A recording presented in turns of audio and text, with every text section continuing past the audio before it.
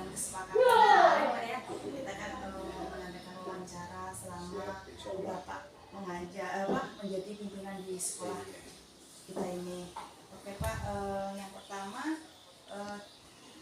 saya minta Bapak untuk menceritakan kira-kira ada nggak hal yang membuat Bapak dilema untuk membuat keputusan atau dilema etika lah, misalnya karyawan Bapak atau guru-guru gitu atau masih sejawat. Silakan Pak. Jadi dilemanya ya untuk pengambilan keputusan gitu ya. Ya memang yang pertama kan kita sebelum tentunya kan ketika menerima pegawai, menerima teman-teman guru, pastinya kan kita harus mensosialisasikan dulu kebijakan apa saja yang kita punya di sini, baik itu peraturan pemerintah maupun peraturan persyarikatan yang harus kita tunduk dan patuh dalam menjalankan itu.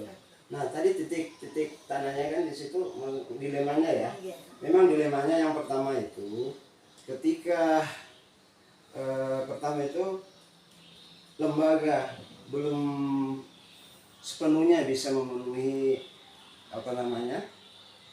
semacam finansial, seperti kita paling tidak kan ikut provinsi nih, berarti kan kita paling tidak memberikan penghargaan kepada guru itu kan minimal harus sesuai UMP ya. Nah karena kita memang belum nyampai ke sana, tapi insya Allah kita berdoa ya tahun 2024 kita sudah sampai kepada UMP. Jadi insya Allah nanti dilema yang dalam hal pengambilan keputusan sedikit, kalau yang selama ini kita jalankan kan masih banyak toleransinya gitu. Karena itu tadi pikirannya dilemanya di situ, kita menghargainya belum sesuai dengan itu. Sebenarnya yang paling mendasar saya di masalah finansial itu, tapi ketika nanti kedepannya kita berdoa ya insya Allah kita berikan pemahaman bahwa jangan lagi ada toleransi terlalu banyak, karena kita sudah dibayar sesuai dengan upah minimal provinsi yang ada di provinsi kita. Jadi tolong supaya menjalankan tugasnya sesuai dengan aturan yang sudah berjalan. Nah, itu kira-kira dilemanya saya di situ. Tadi dilemanya dimulai dari penerimaan pegawai seperti Pak ya. Kita melihat dulu karena peraturan dari Dinas itu Pak ya. Pemerintah. Oke, nah selama Bapak menjalankan keputusan tersebut itu Pak ya, untuk menerima pegawai, kira-kira kasus-kasus di mana ada dua kepentingan yang sama-sama benar. Misalnya memang benar kita harus memerlukan guru dan juga kebijakan. Betul. Ya. Dan itu akan mengandung nilai-nilai kebajikan yang memang kita jalankan seperti itu. Oke, nah pertanyaan yang kedua Pak, langkah-langkah atau prosedur seperti apa yang bisa Bapak lakukan untuk melakukan itu? Oke, jadi yang tadi itu kan ada dua kepentingan yang memang sama-sama nilainya baik ya. Benar. Jadi yang pertama tentunya kita harus melihat dulu skala prioritas dari dua kepentingan ini. Dua-duanya baik, tapi tentunya kita harus mengutamakan yang paling urgent ya. Nah, jadi tujuannya untuk apa? Untuk kita bisa fokus mengurus dulu yang satu.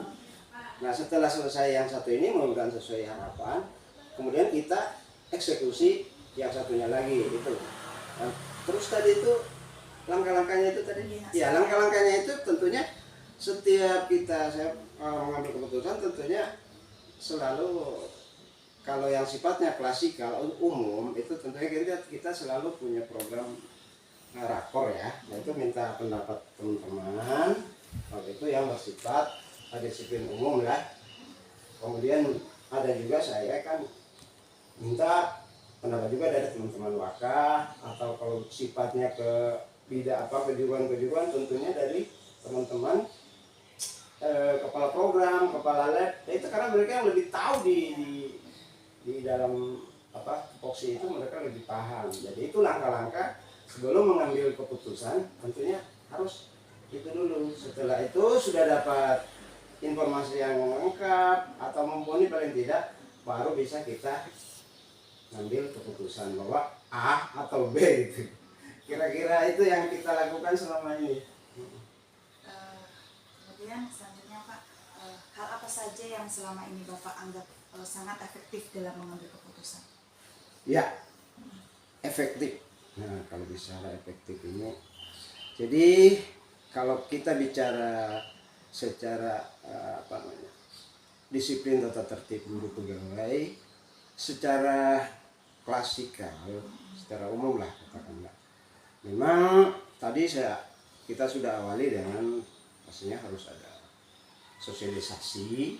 Sosialisasi ini sifatnya tidak harus menyampaikan langsung. Oke, itu awalnya menyampaikan langsung, tetapi dengan misalnya kita menempel di dinding, di sudut-sudut mana yang potensial untuk Bapak Ibu guru bisa melihat.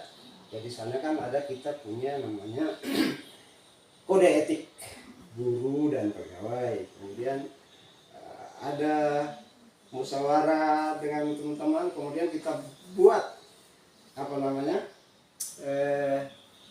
komitmen bersama.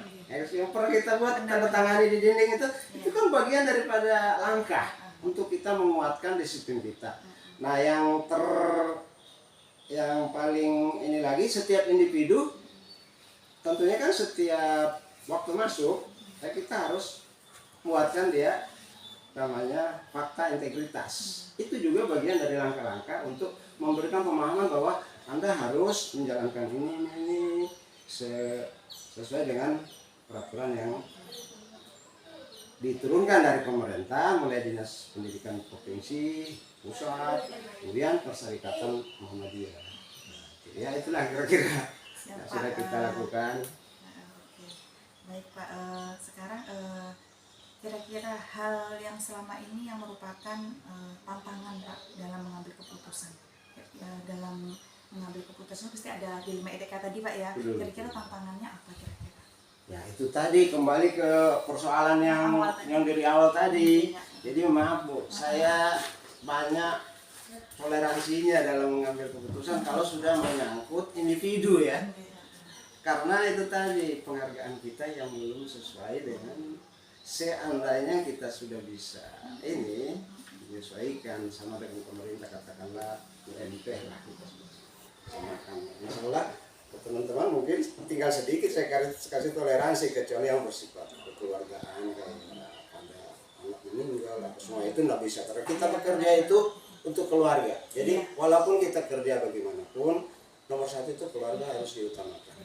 Jadi itu tantangannya tadi Bu ya, ketika kita mau memaksakan teman guru pegawai harus begini-begini, tetapi harus disesuaikan juga dengan penghargaan yang kita berikan. Jadi kalau toh masih ada toleransi selama ini, ya memang karena kita belum terlalu memaksakan, karena memang menyadari bahwa teman-teman itu tingkat sosialnya juga pun beda-beda. Jadi harus diberikan sedikit toleransi supaya dia bisa tumbuh, berkembang tidak hanya di sini, tapi di luar sana dia juga bisa mendapatkan katakanlah income sampingan mungkin gitu. Itu yang paling penting itu sebenarnya. Ulang lagi tuh dari awal tadi. Tapi memang itu intinya. Iya, yang saya rasakan, yang saya jalankan ya itu. Kira-kira dalam penyelesaian kasus dilema etika tadi Pak ya, kira-kira ada nggak jadwal tertentu misalnya soalnya ada masalah ini harus selesaikan sekarang atau memang ada jangka waktu? Oke, ya. Kita punya jadwal yang sudah berjalan. Yang pertama kan tentunya ada rapat koordinasi bulanan. Kemudian itu untuk sifatnya umum ya, klasikal lah. Kemudian dalam hal-hal yang urgent tadi itu kita punya jadwal juga rapat koordinasi terbatas. Jadi ada khusus kepala sekolah dengan waka-waka plus mungkin pemegang kekuasaan di kejuruan. Nah, kadang-kadang kalau memang itu masalahnya berhubungan ada dengan teman-teman di kejuruan, maka kaproknya wajib kita rapat terbatas untuk bagaimana membicarakan masalah-masalah yang tadi ini yang harus kita ini supaya kita bisa putuskan. Ya, saya nggak mau ambil keputusan sendiri, masalahnya di lapangan secara teknis yang paham itu teman-teman. Ya, jadi selalu mengambil masukan-masukan baik itu dari teman guru, kayak waka-waka maupun kepala program, kepala lab, untuk kita sama-sama memutuskan mungkin inilah yang terbaik. Kira-kira begitu.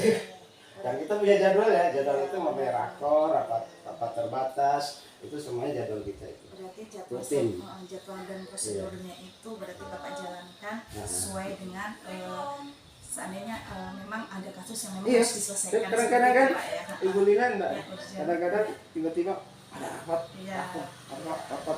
Padahal kemarin bulan yang sama sudah rapor. Di tengah atau di ujung kok rapat lagi, karena ada sesuatu yang harus disampaikan.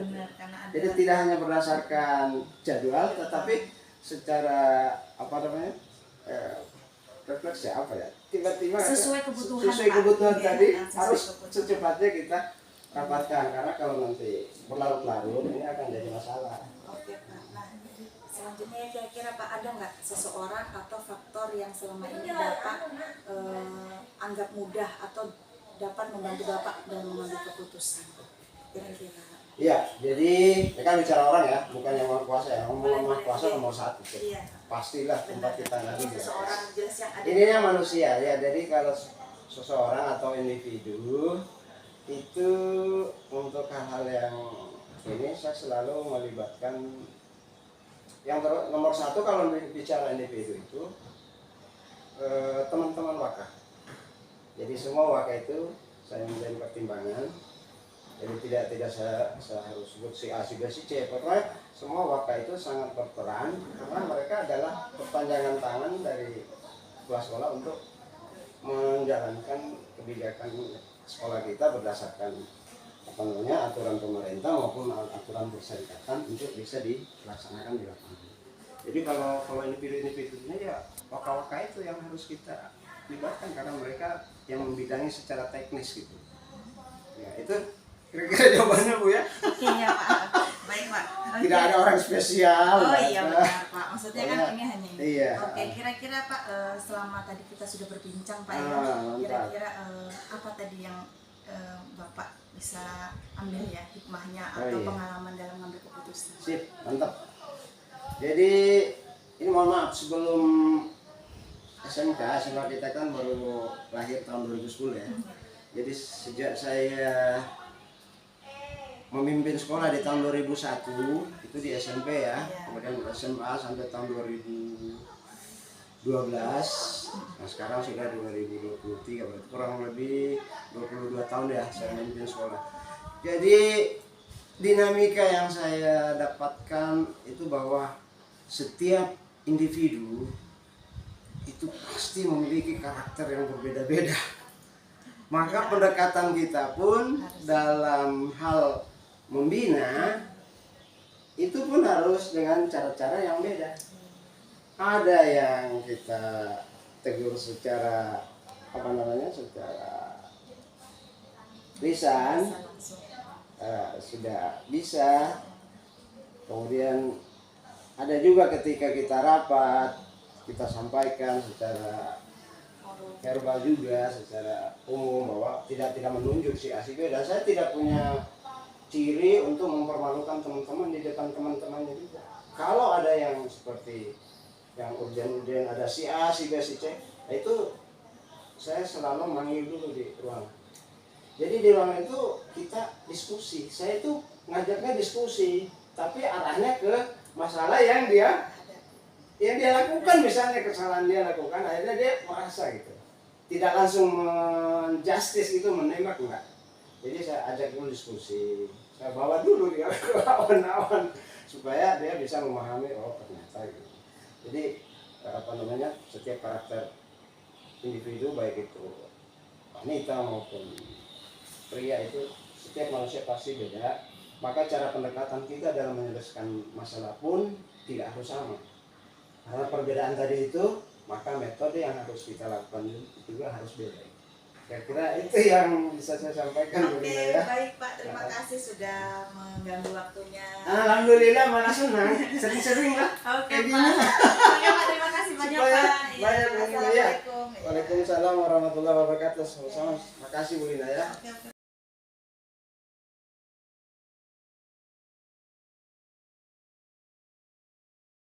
Waalaikumsalam warahmatullahi wabarakatuh. Oke, selamat pagi Pak. Maaf mengganggu. Terima kasih. Terima kasih Pak sudah memberikan waktu saya untuk mewawancarai Bapak ya tentang pengambilan keputusan Bapak selama menjadi pemimpin di sini. Oh iya. Oke, nah ini bisa Bapak ceritakan satu kasus yang menurut Bapak itu dirasakan Oh kasus iya, saja. satu kasus saja ya. Oke. Oh iya. Ya, terima kasih Bunda ya. Jadi selama saya di SMP Muhammadiyah diberikan tanggung jawab yang luar biasa sangat berat. Ya, itu pun tentunya alhamdulillah kalau masalah ya tentu ada masalah ya tentunya. Jadi ada beberapa hal yang mungkin saya satu sisi aja saya ambil ini, yaitu masalah siswa yang suka membolos itu di sekolah. Itu kan ya itu sebab di satu sisi kita memang sebenarnya kalau kita katakan langsung anak ini bolos dan harus langsung dikeluarkan dari sekolah itu kan terlalu gini itu.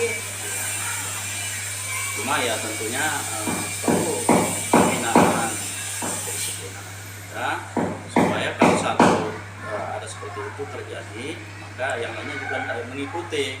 Ya ini memang harus diberikan apa namanya kalau dia kurang disiplin maka harus kita disiplinkan. Nah ternyata kami dalam hal ini dibantu oleh tentunya oleh semua mulai dari wali kelas, kemudian guru, kemudian ketua siswa, sehingga dalam mengatasi ini tentunya harus ada tahapan-tahapannya. Kalau seumpama satu kali lulus yang mungkin kali ya paling tidak wali kelasnya atau gurunya melaporkan ke wali kelas, kemudian melihat itu kelas menindaklanjuti ya, kemudian kalau sudah hari maka akan ada pemanggilan dari orang tua. Ini terus berlanjut. Jadi pemanggilan orang tua. Jadi berapa kali kita yang selama ini terus kita panggil orang tuanya karena kita harus komunikasi orang tua. Mungkin anak-anaknya itu supaya tentunya banyak masalah juga. Iya seperti itu. Berarti Pak tadi yang diambil Oh ya, iya. Sama hal yang efektif tadi ya, yaitu dari mulai pemanggilan orang tua seperti itu tadi, sama melibatkan kepada kesiswaan beserta wali kelas. Oke, kira-kira Pak selama mengambil keputusan tersebut ada hal yang membuat tantangan misalnya tantangan dalam mengambil keputusan pemanggilan? Oh iya, ya memang tentunya semakin alhamdulillah ini kan tahun ini kan siswanya semakin banyak. Memang beda waktu sebelum siswa lebih banyak dengan sekarang ya. Nah, memang sih ya, tantangannya itu ya termasuk ya tidak tinggi juga ya, gitu. Ada beberapa kasus siswa yang mungkin barangkali seperti ini sudah beberapa kali sudah pemanggilan orang tua kemudian sampai ke sudah ke siswa tapi masih seperti itu terulang lagi.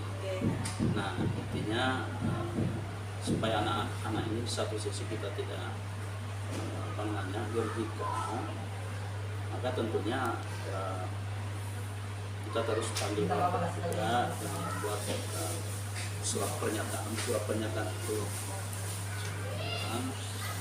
berapa itu. Jadi tapi otomatis kalau orang tua sudah banyak kita panggil dan kan otomatis yang pertama mereka malu juga. Nanti sudah ke sekolah karena saya terus ya panggil terus ke sekolah.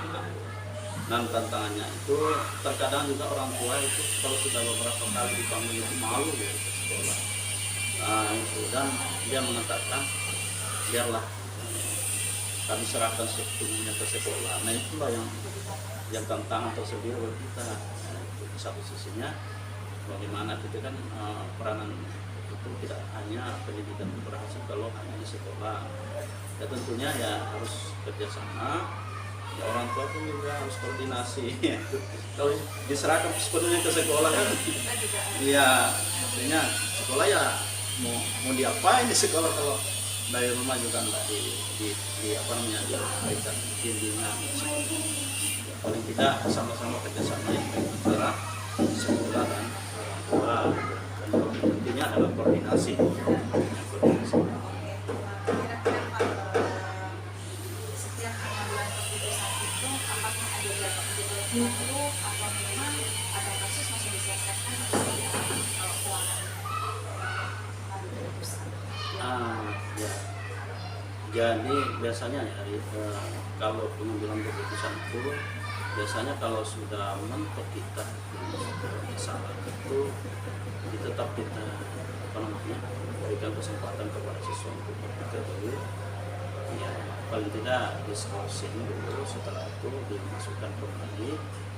Kita biasanya itu juga ada pikirannya itu, karena mungkin di rumah kan biasanya kan mau kepingin ke sekolah terus, tapi kan setelah di rumah kan merasa apa ya tidak ada temannya, itu kan bisa mempengaruhi juga kalau diberikan seperti itu. Kira-kira seseorang atau faktor yang selama ini bisa dapat mempermudah Bapak dalam mengambil keputusan itu kan siapa? Yang pertama yang mungkin ya kerjasama ini kan kerjasama itu kan bukan apa namanya, kebijakan itu kan bukan hanya kepala sekolah dan tugas sepenuhnya itu kalau menurut saya, tapi harus apa namanya dari bawah semua. Terus kita sudah musyawarahkan, kalau sudah kita musyawarahkan melibatkan warga sekolah, dan itu pun toh kan tadi sudah dari orang tua sudah banyak itu bukti fisiknya kita dapat itu, dan kan orang tua tadi ya terserah ya, jadi tentunya ya, jadi, yang kami lakukan seperti itu ya alhamdulillah tidak banyak yang hanya putus sekolah itu kan kesempatan. Malah kemarin ada beberapa anak yang setelah itu merasa ya Allah, untung saya seperti itu. Kenapa? Karena sebenarnya saya tidak seperti itu, mungkin makanya saya tidak sampai lulus sekarang ini. Alhamdulillah tidak pernah kita mengeluarkan anak walaupun sebagaimana, tetapi insya Allah kita dapat tolong dan kita bina itu insya Allah, karena kita dekati mereka dengan hati insya Allah. Pak ya tadi keputusannya. Kira-kira yang kita bicarakan tadi Pak ya, pelajaran atau pengalaman yang Bapak ambil selama mengambil keputusan itu, pengalamannya? Ya itu pengalaman selama saya membuat kebijakan keputusan seperti itu, bahwa janganlah kita melihat anak kita dari satu sisi aja. Mungkin anak itu punya skill atau keahlian atau kelebihan tersendiri, walaupun mereka itu di bidang akademik mereka belum apa namanya tidak bisa unggul, tetapi kan di bidang yang lainnya kan mereka juga bisa nilai positifnya di situ. So, ada terkadang anak-anak juga kita suruh belajar matematika, belajar ini, tapi luar biasa. Tetapi kalau kita ada kegiatan-kegiatan seperti itu masih itu berikan tanggung jawab apa namanya pekerjaan, itu malah ada yang lebih tuntas gitu. Ya itu luar biasa. Jadi jangan kita melihat satu sisi anak itu, tapi ada mereka punya kelebihan di hal-hal lain.